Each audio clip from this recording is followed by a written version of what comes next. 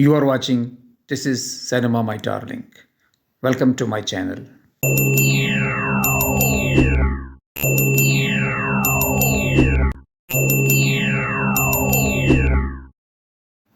پاکستان کی تاریخ پاکستانی فلم کے پوسٹرز کے ذریعے.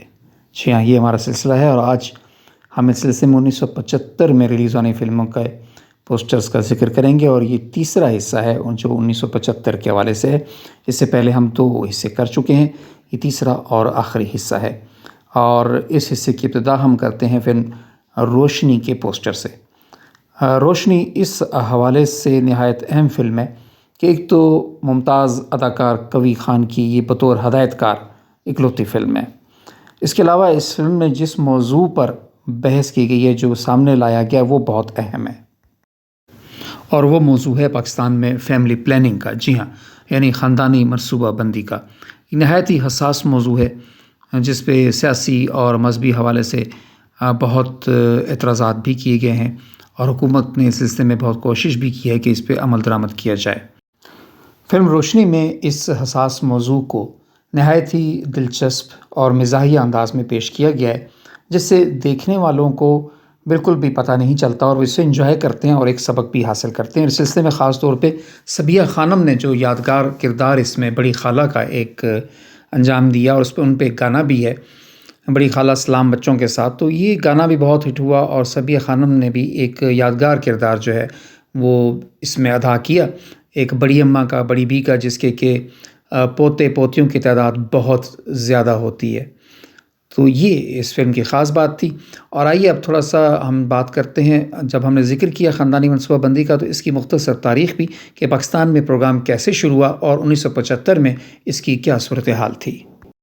پاکستان میں اس پروگرام کو مختلف حصوں میں تقسیم کیا گیا ہے اور اس کا پہلا جو ڈیکیڈ ہے، یعنی 10 سال جو پہلے تھے جب یہ پروگرام شروع ہوا، تو سرکاری طور پر باقاعدہ اس کا آغاز جو ہے 1950 اور 1959 کے درمیان، یہ پہلی دہائی تھی. اس کے بعد اس کا سیکنڈ پروگرام جو تھا وہ 1960 سے 1969 تک پھیلا ہوا ہے.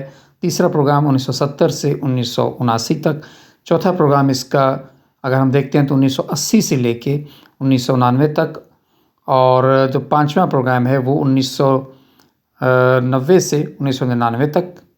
اور اس کا 6واں پروگرام جو ہے وہ 2000 سے 2009 تک. اور اس کے بعد جو اس کا ابھی تک آخری پروگرام سرکاری حوالے سے چل رہا ہے، جو 7th ڈیکیڈ ہے، وہ 2010 سے ابھی تک اس کو شمار کیا جا رہا ہے. حالانکہ 2000 اس لحاظ سے دیکھا جائے تو 2019 کو یہ ختم ہو چکا تھا. پاکستان میں جو فیملی پلاننگ کا پروگرام ہے وہ باقاعدہ طور پہ ایک NGO نے 1953 میں شروع کیا تھا اور اس کا نام تھا دی فیملی پلاننگ ایسوسی ایشن آف پاکستان. قیام پاکستان سے اگر ہم دیکھیں تو آبادی کی شرح جو ہے مسلسل بڑھتی رہی اور اس کا اندازہ یہاں سے لگائیں کہ جب پاکستان بنا تو اس وقت جو پاکستان تھا اس کی آبادی 33 ملین تھی 1947 میں، اور اب اگر ہم اس کو دیکھیں تو یہ 197 ملین ہے اندازاً. یوں آبادی بڑھنے کی جو شرح ہے وہ 6 ٹائمز جو ہے وہ زیادہ ہے. اور اگر یہ سلسلہ یوں ہی جاری رہا تو پاکستان جو اس وقت دنیا میں آبادی کے لحاظ سے 6 نمبر پہ ہے اور آبادی کی جو بڑھنے کی شرح ہے اس لحاظ سے یہ دنیا بھر میں 3 نمبر پہ ہے. تو آپ اندازہ لگا سکتے ہیں کہ آنے والے وقتوں میں پاکستان کی آبادی کیا ہوگی اور اس کا اثر ہماری معیشت اور ہماری ترقی پر کیا پڑے گا. 1968 میں حکومتی سطح پر باقاعدہ ایک جو ایڈمنسٹریٹو ڈویژن کریٹ کیا گیا جو mass scale information education and communication کے نام سے تھا، جس کا مقصد یہ تھا کہ پاکستان بھر میں طول و عرض میں خاندانی منصوبہ بندی یعنی فیملی پلاننگ کے حوالے سے لوگوں کو معلومات فراہم کی جائیں اور سروس پرووائڈ کی جائے پاکستان کے اندازاً 20 ملین جوڑوں کو. اس سے پہلے 1965 میں بھی بتاتا چلوں کہ ایک خود مختار ادارہ قائم کیا گیا تھا فیملی پلاننگ کونسل کے نام سے، حکومت کے زیر اثر، جو کہ ministry of health and social welfare کے زیر انتظام تھا. ایوب خان کے دور اقتدار میں ایک تو مارشل لا رہا پہلے، اور پھر ان کی حکومت کے دوران چونکہ ان کو کچھ سیاسی مخالفت کا سیاستدانوں کی طرح سامنا نہیں تھا، لہٰذا یہ پروگرام کامیابی سے غیر ملکی ملکوں کے تعاون سے، چندے سے بھی چلتا رہا. لیکن جیسے ہی حکومت چینج ہوئی، سیاسی حالات بدلے، مشرقی پاکستان بھی علیحدہ ہو گیا، تو اس کے بعد سیاسی طور پہ اور مذہبی طور پہ اس کی مخالفت بہت زیادہ بڑھی. اور جو پاکستان پیپلز پارٹی کی حکومت تھی اس نے اس کو ختم کر دیا اور یہ پروگرام عملی طور پہ نہیں چل پایا. لیکن فلموں میں اس حوالے سے یا میڈیا کو اس حوالے سے یوز کیا گیا. اس حکومت کا کارنامہ یہ تھا کہ انہوں نے اس کو یوز کیا، اور یہ روشنی فلم بھی ایسی ایک فلم تھی جس میں اس موضوع کو عوام کے سامنے لایا گیا. حالانکہ عملی طور پہ جو فیملی پلاننگ کا شعبہ تھا اس پہ پریکٹیکلی کام نہیں ہو رہا تھا، اور یہ 1979 تک پاکستان میں ایسے ہی رہا. تو ان حالات میں روشنی جیسی فلموں کی اہمیت بڑھ جاتی ہے کہ جہاں حکومت چاہتی ہے کہ یہ پیغام عوام تک پہنچے، اور یہ پیغام اس طرح یہاں سینما کو بھی استعمال کیا گیا اور لٹریچر کو بھی استعمال کیا گیا، اور سینما کی ایک اچھی استعمال کی. یہ ایک بڑی واضح مثال ہے پاکستان میں. روشنی فلم اس لحاظ سے بہت اہم ہے، اور اس فلم کا جو بے بنیادی خیال ہے وہ جمیل بسمل کے ایک جو اسٹیج اور ٹی وی کا پلے تھا ہاؤس فل، اس سے بھی لیا گیا تھا. کہ اس پلے میں بھی بنیادی موضوع جو تھا وہ یہی آبادی کا بڑھنا تھا، اور اس حوالے سے جو مڈل کلاس اور لوور مڈل کلاس کے مسائل ہیں ان کا احاطہ کیا گیا معاشرتی سطح پہ اور معاشی سطح پہ، کہ ان کو آبادی کے بڑھنے سے کیا مشکلات ہیں اور ان کے کن مسائل کا سامنا ہے. اور روشنی کے بعد 1975 میں ہم بات کریں گے دو بہت اہم فلموں کی جنہوں نے پاکستان میں ایک نیا ٹرینڈ دیا اور بہت کامیاب ہوئیں. ایک تھی پہچان اور دوسری اناڑی. اور حیرت انگیز اتفاق یہ ہے کہ دونوں فلمیں ایک ہی دن نمائش کے لیے پیش کی گئیں، اور دونوں کے جو مین اداکار تھے ندیم اور شبنم وہ دونوں میں تھے. اور ان دونوں فلموں کا کنسیپٹ جو تھا وہ پاکستان کی بڑھتی ہوئی، اگر ہم معاشرتی صورتحال کو دیکھیں تو اربن جو پاپولیشن بڑھ رہی تھی، اور اربن اور یعنی شہری اور دیہاتی کلچر کا موازنہ جو تھا اب وہ ہماری فلموں کا موضوع بننا شروع ہو چکا تھا. شہری کلچر میں جو فلموں نے پورٹری کیا وہ یہ ہے کہ ظاہر ہے ہر آدمی پیسہ کمانے کی دھن میں مصروف ہے، وہ نوکری تلاش کرتا ہے. غریب آدمی نوکری تلاش کرنے دیہات سے شہر آتا ہے، اور شہر میں جو ہے وہ بڑے بڑے صنعت کار ہیں، وہ بڑے بڑے کاروباری افراد ہیں، بزنس مین ہیں، جو کہ ان کی سادہ لوہی کا فائدہ اٹھاتے ہیں. ان سادہ انسانوں کو کم پیسہ دے کے، کم اجرت دے کے ان سے زیادہ کام لیتے ہیں. یہ پہلو تھا، اور یوں دیہاتیوں کا ایک سادہ پن کا ایک نیا رخ سامنے آیا. اور یہ جو ہیرو کا رول تھا ندیم نے نبھایا، اور ندیم اس رول میں اتنے کامیاب ہوئے کہ اس کے بعد بھی بہت سی فلموں میں انہوں نے اسی طرح کے رول کیے، اور وہ ایک علامت بن گئے ایک سادہ لو، ایک معصوم، ایک نادان دیہاتی کی. کہانی اگرچہ دونوں فلموں کی مختلف تھی، پہچان کی بھی کہانی مختلف تھی اور نادان کی کہانی بھی مختلف تھی، لیکن جو بنیادی پہلو تھا وہ دیہاتیوں کی سادہ لوہی تھا، وہ ان دونوں میں کامن تھا. اور پھر دیہات کا ماحول اور شہر کا ماحول، ان میں جو بھی ثقافتی اور معاشرتی فرق تھا وہ بھی بہت واضح تھا. اور یوں پاکستانی سینما کو ایک نیا موضوع مل گیا، ایک نیا ٹرینڈ ملا، اور اس سے بہت سینما کو کامیابی بھی ہوئی. اور وہ سینما ایک بار پھر اپنے پاؤں پہ کھڑا ہوا کہ جہاں لوگوں نے دوبارہ سینما کا رخ اختیار کیا. اور 1975 سے اگر میں کہوں تو پاکستانی سینما کا جو کامیابی کا ایک تناسب تھا وہ بڑھا، اور ایک نیا ٹرینڈ شروع ہوا. نئی فلمیں آنے لگیں اس موضوع پہ، اور نئے نئے تجربات ہوئے، اور پھر آنے والے دنوں میں بہت اچھی فلمیں اسی ایک موضوع کو لے کے آگے بڑھیں. اور یہ حقیقت میں شہری اور دیہاتی کے علاوہ پھر اس میں ایک نیا ٹرینڈ جو ہے، جو آنے والے سالوں میں آپ کو میں دکھاؤں گا، اور اس پہ جو پوسٹرز اور فلموں پہ بات کریں گے، وہ تھا پاکستانی جو خاص طور پہ اس وقت کی حکومت تھی پاکستان پیپلز پارٹی کی اس دور میں، جو باہر پاکستانی گئے. تو اوورسیز پاکستانی کا باقاعدہ ایک محکمہ قائم ہوا، ایک وزارت قائم ہوئی، لوگ باہر جانا شروع ہوئے، اور اس سے بھی جو ہمارا ثقافتی فرق ہے وہ بڑھتا چلا گیا. دیہاتوں اور شہروں کا پاکستان کے معاشی جو انڈیکیٹرز تھے وہ چینج ہوئے، اور پیسہ باہر سے آنا شروع ہوا. تو دیہاتی لوگوں نے شہروں میں جائیدادیں خریدیں، وہ دیہات سے شہر میں شفٹ ہو گئے، اور یوں ایک نیا کلچر جو ہے شہر اور دیہات کا مل کے ایک نیا کلچر سامنے آیا، جس نے آنے والے دنوں میں پاکستان کی تاریخ پر بہت گہرا اثر ڈالا، سیاست پہ بھی، تاریخ پہ بھی، معیشت پہ بھی اور معاشرت پہ بھی. ہمارا اگلا پوسٹر جو ہے یہ فلم محبت زندگی ہے، 1975 میں ریلیز ہونے فلم. اس میں عورت کو اور پاکستانی معاشرے کو ہم دو طریقوں سے دیکھیں گے پیش کیا گیا. ایک اس میں جو رول تھا عورت کا، جو رول ماڈل تھا وہ زیبا کا تھا.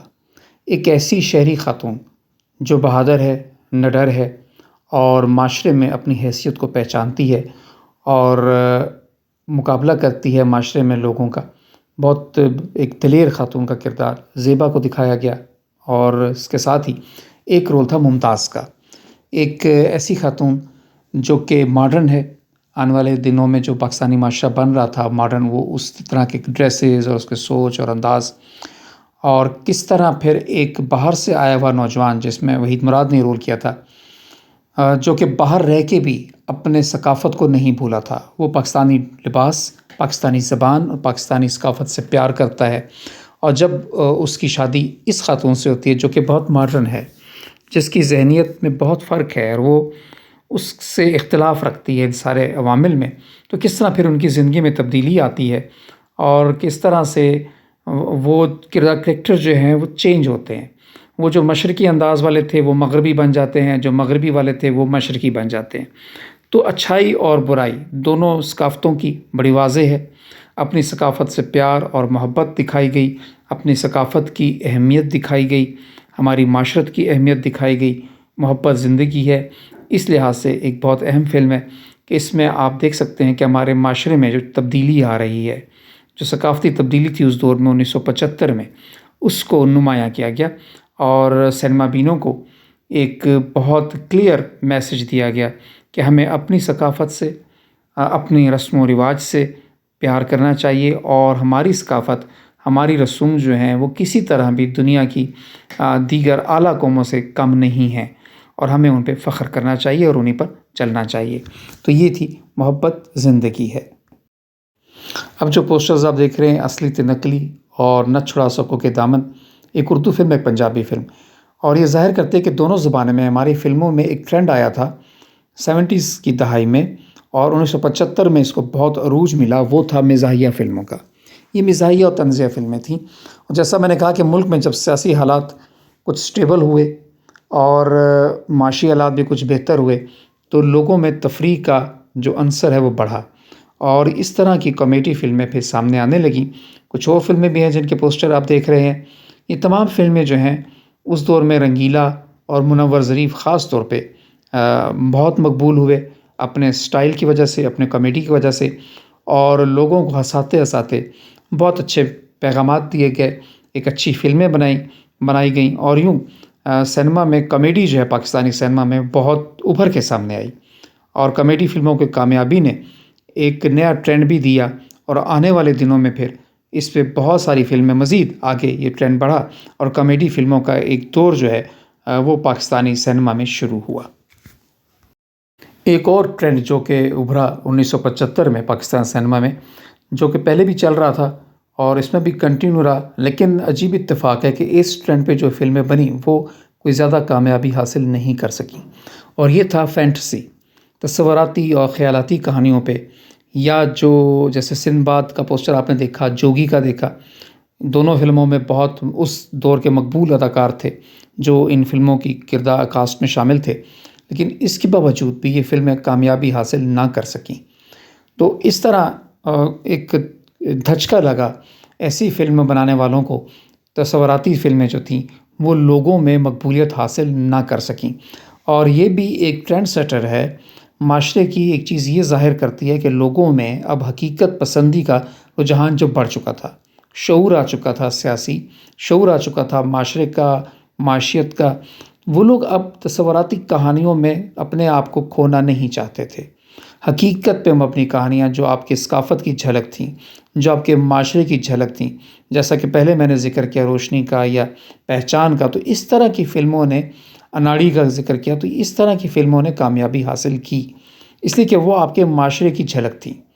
لیکن جو اس طرح کی فلمیں تھیں جو افسانوی کرداروں پہ تھیں اور ماضی کی داستانوں پہ تھیں، وہ اب لوگوں میں آہستہ آہستہ اپنی مقبولیت کھو رہی تھی. اور ان فلموں کی ناکامی نے یہ ہوا کہ آنے والے وقتوں میں پھر اس طرح کی فلموں کے بنانے کی جو رفتار ہے بہت کم ہوئی، اور آنے والے سالوں میں ہم دیکھیں گے کہ بہت کم فلمیں ہیں جو اس طرح کی افسانوی کہانیوں پہ بنی. 1975 کی دو اہم پنجابی فلمیں نواب زادہ اور خان زادہ، جی ہاں یہ زادہ سیریز بھی کہلائیں. انہوں نے ایک نیا ٹرینڈ دیا خاص طور پہ پنجابی سینما میں. اگر دیکھا جائے تو یہ پنجابی جو فلمیں تھیں، ان کی جو تھیم تھی، ان کا جو انداز تھا، وہ ہالی ووڈ کی جو بلیک سنیما تھا، فلم نوار تھا، اس سے متاثر تھا. یعنی کرائم سے ریلیٹڈ فلمیں، معاشرے میں جو چھوٹے موٹے جرائم ہیں، وہ چھوٹے موٹے جرائم بڑا ہو کر کس طرح بڑے جرائم کو جنم دیتے ہیں، اور کس طرح ایک مافیا بنتا ہے، کس طرح بدماشوں کے گروپ بنتے ہیں، ایک ڈان کلچر سامنے آتا ہے. یہ چیز یورپین سنیما میں بھی اس سے پہلے مقبول ہوئی، خاص طور پہ اٹالین سنیما میں دیکھا، پھر ہالی ووڈ میں دیکھا. تو وہ کلچر جو ہے اس کہانیوں کو لے کے پنجابی زبان میں ہم نے اپنے ثقافت کے لحاظ سے اس کو تھوڑا سا تبدیل کیا، اور اس کو ایک نیا رخ دیا. اور یوں پنجابی میں خان زادہ، نواب زادہ جیسی فلمیں آئیں، اور اتفاق یہ کہ یہ فلمیں ہٹ ہو گئیں. جب عوام نے ان کو پسند کیا تو پھر ان کی تعداد میں اضافہ ہونے لگا، اور 1975 کے بعد آنے والے سالوں میں ہم دیکھتے ہیں کہ اس طرح کی کہانیوں پہ پنجابی زبان میں پھر ایک لائن لگ گئی فلموں کی، اور مسلسل اسی طرح کی فلمیں بننے لگیں.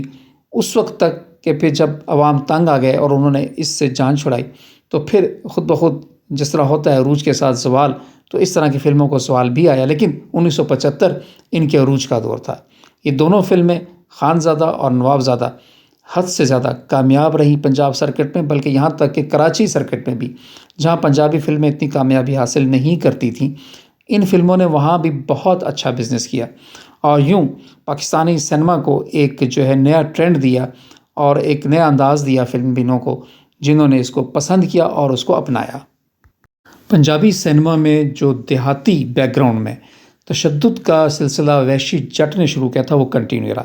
اگتے خون، شریف اور بدماش، یہ دو فلموں کے پوسٹر آپ دیکھ رہے ہیں. ان پوسٹر سے ظاہر ہوتا ہے کہ اس میں آتشی اسلحہ، جدید ترین اسلحے کا استعمال، خون بکھرا ہوا، اور لڑائی اور تشدد کے مناظر یہ ظاہر کرتے ہیں کہ یہ فلمیں جو تھیں، اس طرح کی فلمیں پنجابی سنیما میں بنی اور کامیاب بھی ہوئیں. اور یوں پنجابی سنیما میں جو تشدد کا رجحان شروع ہوا تھا پچھلے 1-2 سال سے، وہ مزید بڑھا، اور پھر بعد میں آنے والے سالوں میں تو مولا جٹ نے اس کو بالکل عروج پہ پہنچا دیا. لیکن سلسلہ شروع ہو چکا تھا، اور جس سے پنجابی ثقافت میں، ہمارے پنجابی دیہاتی علاقوں میں اگر آپ معاشرت میں دیکھیں تو تشدد بہت پھیلا. صبر جو ہے وہ کم ہوتا گیا، لوگوں میں برداشت کرنے کی قوت جو ہے وہ کم ہوتی گئی معاشرتی اور معاشی مسائل کی وجہ سے. لیکن اگر اس طرح کے سینما کے فروغ نے، اس کو پھیلاؤ نے اس کو مزید بڑھا دیا، اور معاشرے میں جو صبر تھی وہ ختم ہو گیا. لڑائی جھگڑا دیہاتوں میں عام ہونے لگ گیا، اور اس اسلحے کے استعمال نے دیہاتوں میں جو ہے جرائم کو جنم دیا، اور گروپ بن گئے جو مافیاز تھے، جو ڈان تھے، جو بڑے بڑے چودھریوں کے، بڑے بڑے سیاستدانوں کے زیر اثر تھے، اور وہ ان کو اپنے مقاصد کے لیے استعمال کرتے تھے. اور پولیس بھی ایک لحاظ سے وہ ان کی معاونت کرتی رہی، اس لیے کہ وہاں پولیٹیکل اثر بہت تھا، اور اس پولیٹیکل اثر کی وجہ سے پورا پنجاب کا جو معاشرہ ہے، اگر ہم دیکھیں دیہی معاشرہ، وہ اس دور میں بہت متاثر ہوا، جو کہ آگے چل کر پھر ہمیں اس کا جو نتائج ہے وہ بھی بھگتنے پڑے.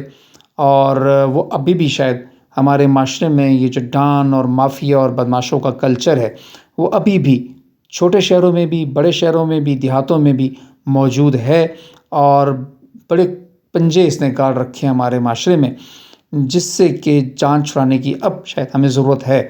اور اس کی طرف اب ہمیں دیکھنا پڑے گا کہ کس طرح ہم اس طرح کی کلچر سے، اس طرح کی ثقافت سے، اس طرح کے جو جتھے ہیں ان سے ہمیں کیسے آزادی حاصل کرنی چاہیے.